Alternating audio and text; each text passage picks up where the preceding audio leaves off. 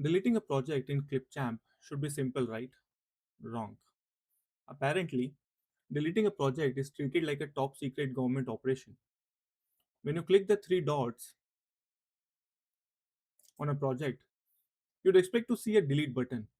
Instead, Clipchamp proudly says, would you like to add this project to your favorite? No, I don't want to. I want to get rid of it forever. So here's the adventure you have to go on. First, click your profile picture in the top right corner and select View Account.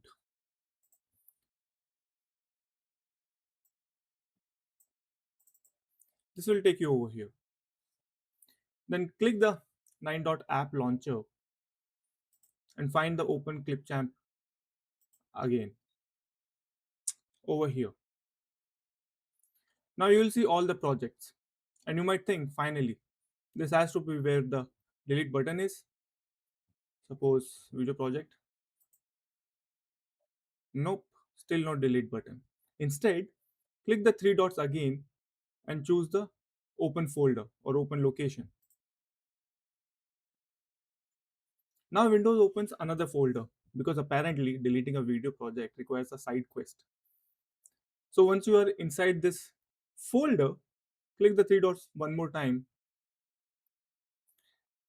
over here or delete. But you want to delete the whole project. So you come back over here, video project, and this is where you click the three button. And finally you have unlocked the delete button. So you delete. So that's a lot of steps just to remove a project you don't need anymore. Now because of that, I sometimes don't even bother deleting old projects. The project is deleted. So because of that, I sometimes don't even bother deleting old projects. The next time I want to make a new video, what I do is I simply open the old project I was planning to delete and remove or replace its media, import my new content, and continue working from there. So it's really up to you which approach you prefer.